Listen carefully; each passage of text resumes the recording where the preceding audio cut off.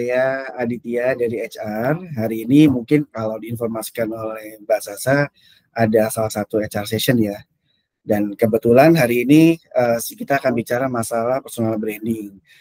Kalau boleh diizinkan dalam waktu berapa jam ke depan, enggak lah, kelamaan kalau 2 jam ya. Maksimal maksimal 30 menit ya. Ya. 30 menit saja. Nah, ini ada materi yang mungkin bisa digunakan oleh Mbak Desi nantinya kalau misalkan memang akan digunakan pada saat bekerja ataupun dalam hal sehari-hari. Ini saya coba izin share dulu. Oke, judulnya Personal Branding for Your Future. Sudah kelihatan, Mbak Desi? Sudah kelihatan. Sudah ya. Baik. Sebenarnya kalau bicara masalah personal branding ini mungkin semua orang sudah tahu ya bagaimana cara kita menampilkan diri kita ke orang lain atau memperlihatkan image kita terhadap orang lain, pada khususnya kalau kita di sales kan biasa kan ketemu dengan nasabah, dengan konsumen atau dengan orang-orang di luar sana yang mungkin sudah kenal atau maupun yang belum. Nah, mungkin nanti berapa menit ke depan ini kita akan bicara bagaimana dan apa sih personal branding itu kalau kita lihat dari kebutuhan di masa sekarang, Mbak Desi. Tadi mungkin nggak usah ya, ini pernah sedikit pengalaman kerja saya, tapi saya akan langsung ke materi saja. Untuk materi ini kita mungkin akan berkaca kepada tantangan-tantangan yang ada di saat ini. Mungkin kita tahu bahwa yang pertama globalisasi. Semua produk, semua orang, baik orang luar, orang dalam kita juga ke luar negeri, orang luar negeri juga ke kita, ke Indonesia, dan semuanya bisa bekerja sama dalam satu platform khusus, biasanya bisa melalui online seperti ini, atau bahkan kalau kita tahu produk-produk juga sudah ada yang saling terjual di masing-masing negara. Produk kita bisa dijual di luar negeri, di barang-barang dari China mungkin juga bisa masuk ke tempat kita, dan begitu pun sebaliknya. Dan itu akan semakin banyak dan batasan antara negara dengan negara akan semakin berkurang. Masih ada, tapi akan tetap berkurang di kemudian hari.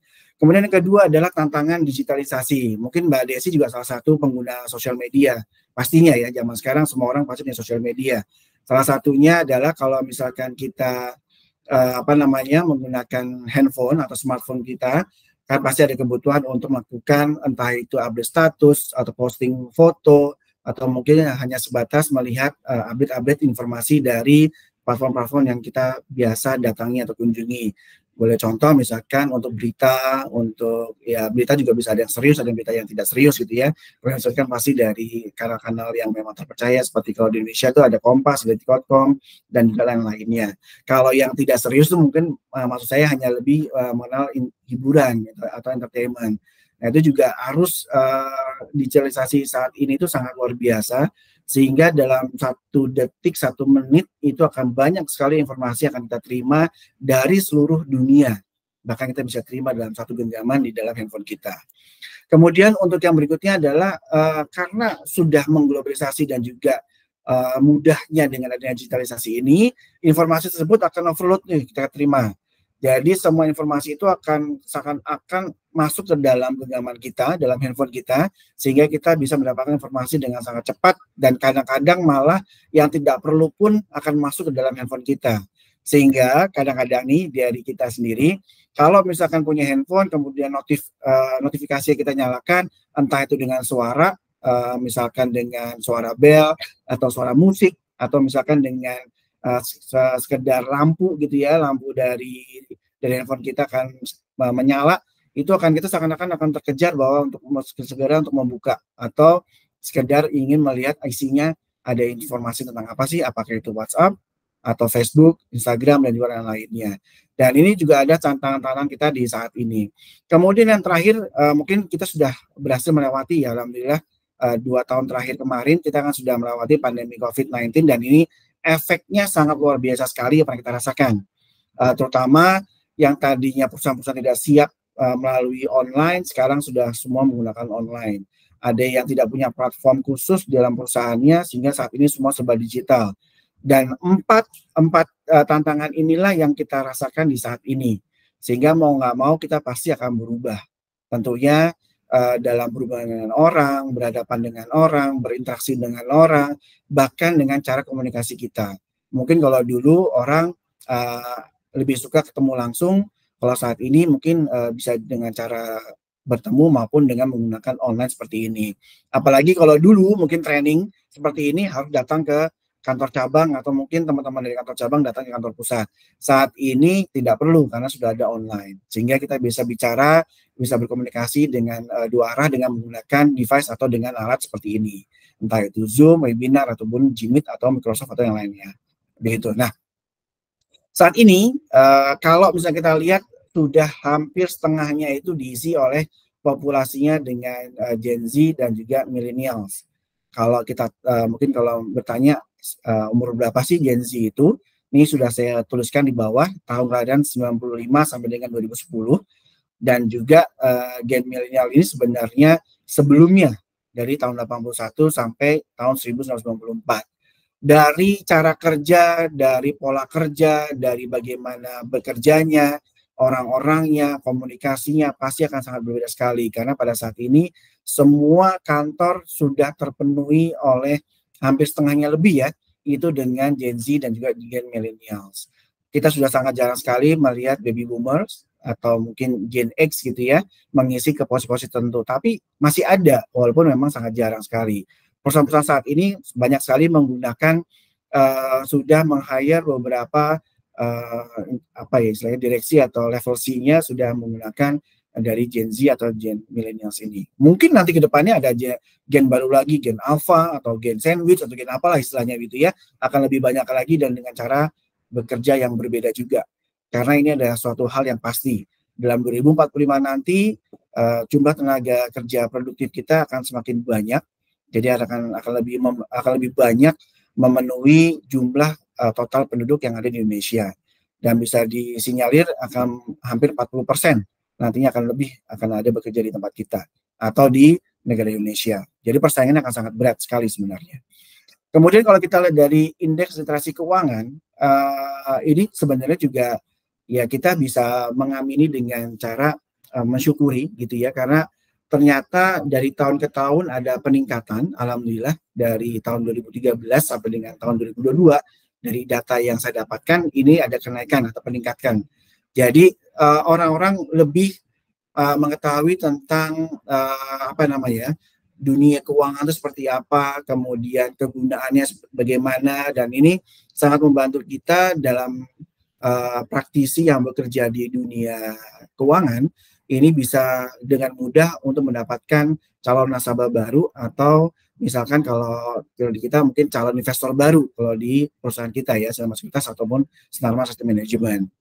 Secara kepemilikan akun bank pun sebenarnya sudah setengahnya lebih nih teman-teman dari jumlah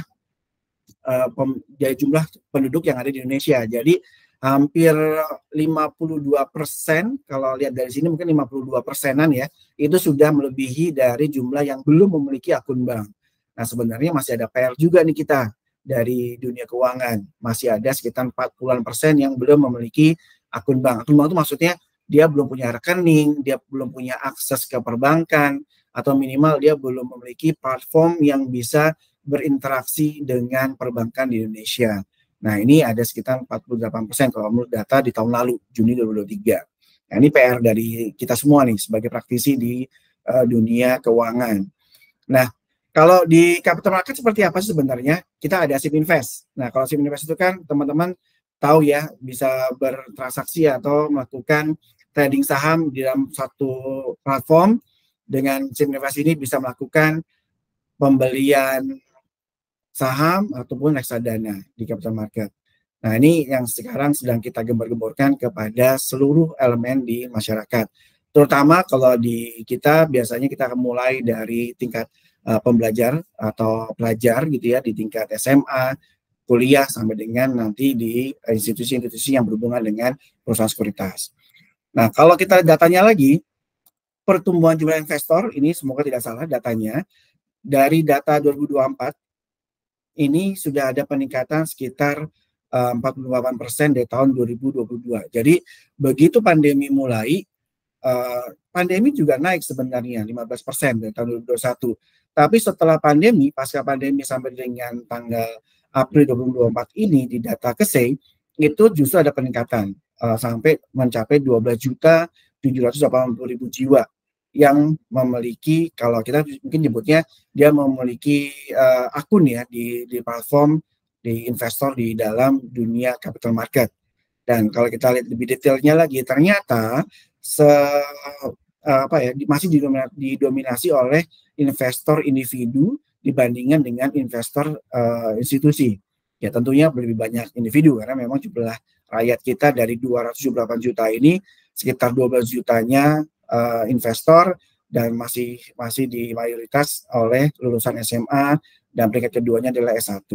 Dan rata-rata milenial juga nih teman-teman. Jadi memang masih cukup banyak peluang kita di capital market untuk menggait beberapa calon nasabah baru. Dan ini masih 12 juta, berarti baru sekitar 4,6% ya. Ya, ini masih sedikit sebenarnya dibandingkan 278 juta.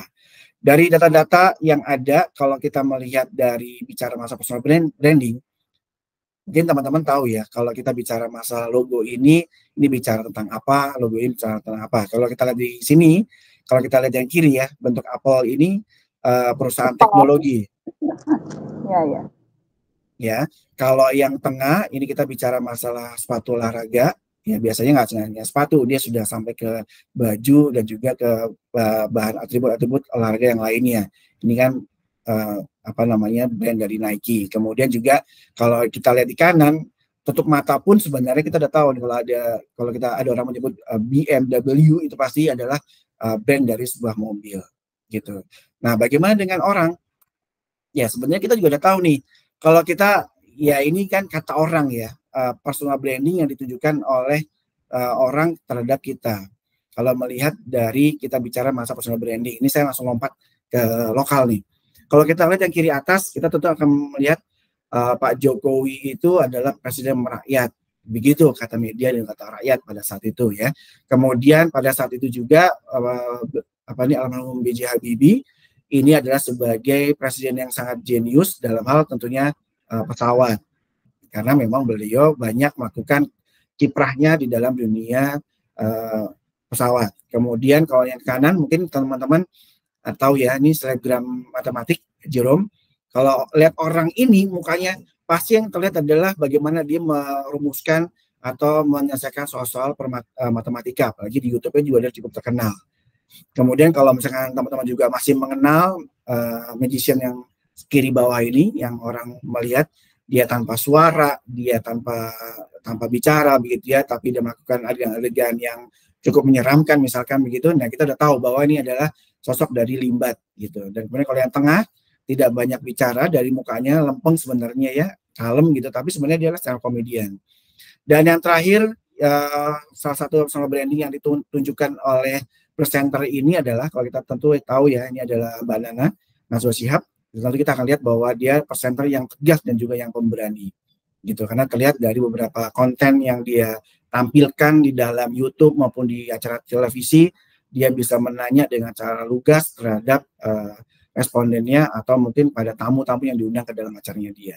Nah, ini akan saya ceritakan ke teman-teman semuanya bahwa bagaimana kita menunjukkan personal branding kita ini akan menentukan ke depannya orang menganggap kita sebagai orang yang seperti apa. Memang kadang-kadang kita nggak boleh ngejudge dari covernya ya, tapi kadang-kadang orang tuh dari awal ketemu sudah melihat bahwa oh si Anu seperti ini, oh si ini seperti itu, begitu. Tapi mau tidak mau memang itu akan terjadi. Bagaimana kita menampilkan diri kita di dunia, di dunia itu maksudnya di masyarakat, begitu orang akan melihat kita. Oh si A ini orangnya baik. Oh si B ini orangnya sangat generous, bisa royal, ngasih uang, suka traktir. Oh seorang ini judes misalkan begitu ya, karena memang tanpa sadar tidak sadar memang itu yang kita tampilkan biasanya dalam pergaulan kita di dunia atau dalam masyarakat. Nah sekarang pertanyaannya, apa sih personal branding? Kalau kita bicara masalah branding, sebenarnya kita tidak lepas dari penggunaan media sosial ya. Dan ini memang harus kita semua harus disiapkan. Karena tanpa sadar kita sekarang sudah mencapai hampir setengahnya dari populasi ini sudah menggunakan sosial media. Kita lihat dari total first population yang di kolom paling pojok kanan, dari jumlah yang menggunakan sosial media, ini dari tahun ke tahun, dari total populasi ternyata sudah hampir 50% menggunakan sosial media. Berarti teman-teman kalau misalkan nanti berinteraksi di dunia maya pun akan mendapat kesimpulan personal branding seperti apa nih yang akan muncul yang akan disimpulkan oleh si netizen. Ya, netizen itu kan bisa aja dari teman kita sendiri, dari masyarakat, atau bahkan dari orang yang tidak kenal yang melihat kita postingan kita, ini orangnya kenapa sih begini-gini, akhirnya muncullah satu judgement bahwa orang ini akan seperti ini. Dan itu harus kita waspadai, teman-teman. Karena kalau misalkan kita tidak mewaspadai penggunaan sosial media atau penggunaan, kalau kita nyebutnya apa ya, penggunaan device yang berhubungan dengan dunia maya, itu pasti kita tidak akan bisa menghadapi di dunia nyata. Kadang-kadang orang kan begitu ya, lebih senang di dunia maya karena dia tanpa memperlihatkan jati diri aslinya. Begitu masuk ke dunia maya, dia akan menggunakan jati diri yang personanya dia atau topengnya dia di dalam bergaul di masyarakat dunia maya. Sehingga pada saat dia di dunia nyata, dia akan kesulitan menampilkan diri apa adanya. Nah, ini yang harus diwaspadai. Karena personal branding ini akan sangat ditentukan pada saat kali ini dengan adanya sosial media di dunia baru kita ini saat ini. Kalau melihat dari penggunaan sosial media yang sangat sering digunakan oleh masyarakat Indonesia, ini juga ada 4 platform. Ya, tentu teman-teman punya semua nih kadang-kadang nih di smartphone-nya. Ada WhatsApp pasti, Instagram, Facebook, dan juga TikTok. Di tahun 2020, kalau lihat sebelah kiri, ini kita ada di urutan beberapa besar dunia. Facebook aja kita ada di urutan 3 besar. Kemudian di Instagram kita 4 besar dunia. Kemudian di LinkedIn kita di 8 besar dunia, dan juga di Twitter kita atau sekarang X ya, itu di 8 besar dunia. Dan ternyata memang kalau kita lihat di tahun sekarang, di 2024, ternyata memang di 4 platform ini yang paling sering digunakan oleh masyarakat Indonesia. Jadi nggak heran tuh, di setiap manusia Indonesia gitu ya, manusia Indonesia pasti akan punya 4 platform ini di dalam handphone-nya. Dan ini akan kita gunakan dalam melakukan personal branding. Nah, bagaimana dengan LinkedIn? Kenapa saya tampilkan LinkedIn di materi ini? Karena memang kalau di dunia kerja, kadang-kadang kita menggunakan LinkedIn sebagai persona kita di dunia pekerjaan atau dunia profesional. Kalau misalkan kita menggunakan tadi ya Facebook, Instagram, kemudian juga ada TikTok, itu mungkin kita bisa menggunakan persona palsu kita di 3 sosial media tadi. Tapi kalau di LinkedIn kita tidak mungkin, karena pengguna LinkedIn ini mempunyai latar belakang yang berbeda dengan pengguna dari sosial media yang ketiga tadi. Kalau di LinkedIn biasanya orang ini lebih banyak mencari pekerjaan, mencari interaksi, mencari networking, mencari peluang bisnis atau sosial yang lain begitu. Jadi memang kadang-kadang kalau di LinkedIn ini kita akan bisa melihat orang itu aslinya seperti apa yang dia posting, apa yang dia like, apa yang dia repost, apa yang dia lakukan, itu akan terlihat di LinkedIn kalau memang dia akan dianggap sebagai seorang profesional di dunia kerja. Dan saat ini pengguna LinkedIn Indonesia sudah menaik menjadi 28 juta pada Februari 2024 kemarin. Jadi sehingga biasanya pencari kerja pun itu akan menggunakan LinkedIn ini. Bahkan penyedia kerja seperti perusahaan-perusahaan itu akan melihat di LinkedIn untuk mencari calon-calon pekerjaannya dia di perusahaannya. Jadi juga bisa digunakan sebagai personal branding. Kenapa saya perlu tampilkan di sini? Karena memang saat ini kita akan banyak berinteraksi di dunia maya, sehingga sosial media maupun LinkedIn ini akan sangat berguna buat kita semua. Apa yang kita tampilkan, apa yang kita bicarakan, dan juga apa yang kita komunikasikan akan semua terlihat di sana. Tapi jangan salah Bapak dan Ibu, kalau misalkan ada Bapak dan Ibu di saat ini ya, teman-teman. Karena kadang-kadang faktanya semua pengguna sosial media itu menjadi yang tadi saya di awal dibilang ya, menjadi judgement kita terhadap seorang itu seperti apa. Karena di rekruternya sendiri, kalau saya sebagai HR, itu tentu akan melihat di data sosial media sebagai acuan atau referensi kita ke depannya apakah orang ini layak direkrut atau tidak. Karena ternyata dengan sosial media kita bisa melihat orang itu seperti apa secara personal branding.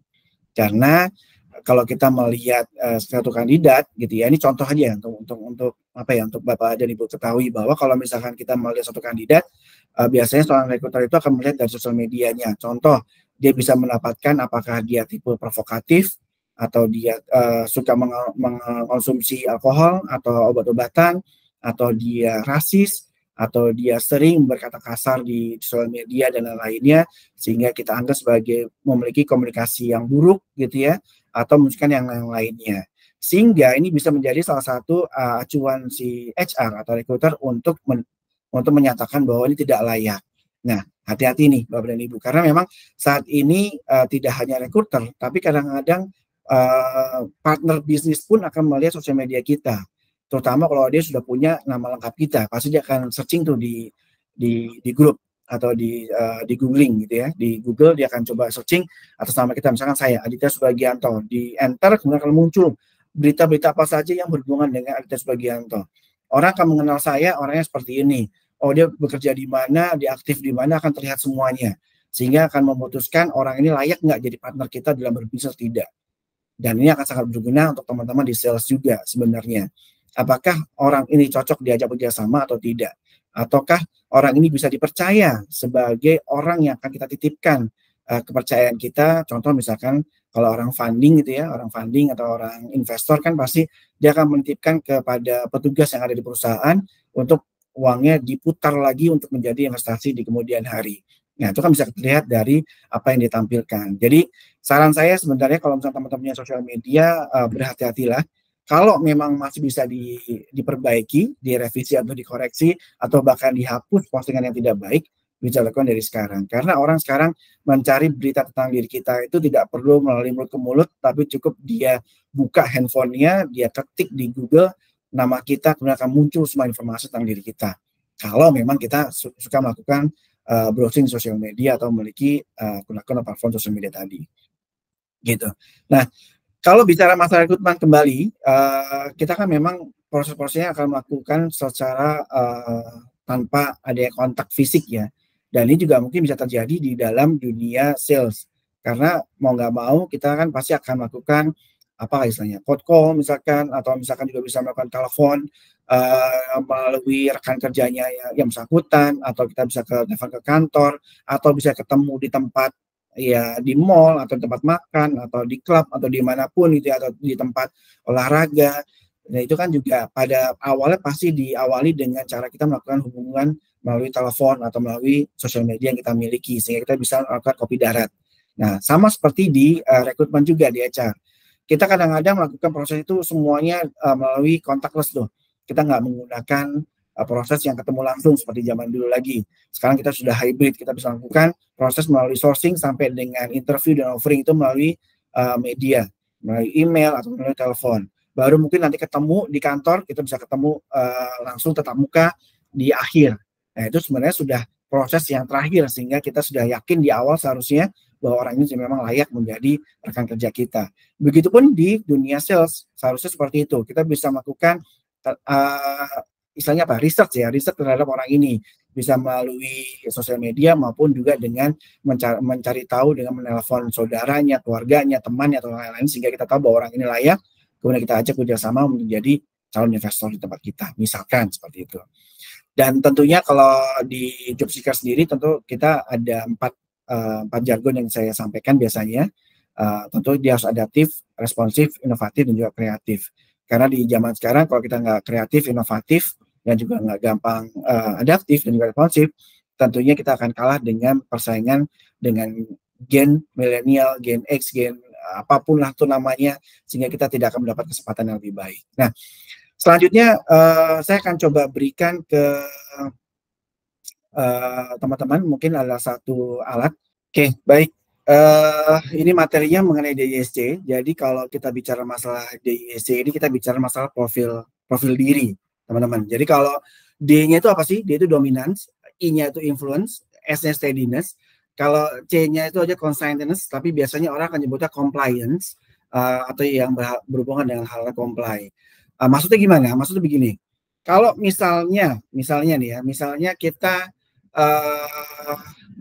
kalau melihat dari orang yang dominan, orang yang influence, orang yang steadiness, orang yang conscientiousness atau apa namanya compliance, itu kita contohkan belanja ke Tanah Abang. Mbak Desi tahu ya Tanah Abang ya, atau belanja ke pasar lah begitu misalkan. Ya, tahu. Nah kalau ke pasar kita sebenarnya enaknya ngajak orang yang mana? orang yang dengan ini pemahaman basic dulu aja ya. Kita senang yang ngajak orang yang dominan atau yang influence itu bisa diajak berbicara dengan baik, aktif, kemudian happy, tampilannya biasanya lebih banyak happy, atau yang steadiness itu yang kalem, ngikut aja, atau yang C, yang conscience ini, atau yang compliance, orang yang kritis atau orang yang serba mempertimbangkan satu dengan lain hal. Nah, kalau kita ke pasar nih, enaknya kita ngajak orang yang mana sebenarnya? Pasti yang influence ya. Karena kan biar yang influence, yang I. Yang I ya. Ini kita ke pasar ya. Oke, yang I. Kalau Sasa, sekali nanya Sasa deh. Biar banyak. Sasa ya. Kalau ke pasar, Sasa ngajak yang mana? Yang D, yang I, ke pasar ngajaknya ya. Yang D. Mana? Yang D. Alasannya apa? Kalau Sasa ngajak yang D. Nanti juga Mbak Desi mungkin alasannya apa ngajak yang I? Biar negonya cepet. Itu dah. Biar belanja cepat. Biar negonya cepat. Biar pinter nego kalau aku. Kalau I itu pinter nego. Oke. Nah, kan orangnya ramai ya gitu. Betul. Tapi kadang-kadang secara nggak sadar kalau orang I dan orang D itu dia tidak banyak pertimbangan. Sehingga kalau misalkan kalau saya itu akan mengajak mungkin ya orang yang C, karena dia akan mempertimbangkan dari kualitas barangnya, harganya, dan juga dari mutu itu kualitas ya, dari si harga barang tadi dan juga si kualitas barangnya. Kalau orang C itu biasanya akan lebih milih, dia akan mempertimbangkan, karena biasa dia akan mempertimbangkan harga di toko A dan harga di toko B, walaupun beda 500 perak atau 1000 rupiah, itu dia akan bilang bahwa lebih murah yang daerah sini, karena lebih murah 500. Atau misalkan kalau dia milih toko yang lebih mahal, dia akan lihat kualitasnya seperti apa. Karena orang C biasanya akan lebih ke situ arahnya. Ada pertimbangan-pertimbangan tertentu. Kalau saya ngajak orang yang S, steadiness, dia mah hayu aja. Mau jadi belanja, nggak belanja, dia tetap kalem aja. Ngikut aja pokoknya. Yang penting dia bareng sama kita. Kalau orang S. Jadi sebenarnya yang belanja nggak ngaruh dengan orang yang S. Ini gambaran basic aja ya. Kalau orang I, dia akan happy. Diajak ke sana ayo, diajak ke sini ayo, yang penting happy. Bahkan kadang-kadang belanjanya lebih dari yang diperkirakan. Yang tadi kita targetnya hanya belanja barang A, tiba-tiba kalau dengan orang-orang influence itu bisa belanja B, C, D, E juga gitu. Jadi lebih banyak pengeluarannya kalau sama orang I. Ya karena dia dibawa happy kan. Biasanya ya udah jalan-jalan, seneng, yang penting barang sama kita. Kalau orang D beda lagi. Kamu nggak belanja, nggak jadi beli barang, kamu dimarahin. Itu orang D. Itu hanya contoh aja, ya.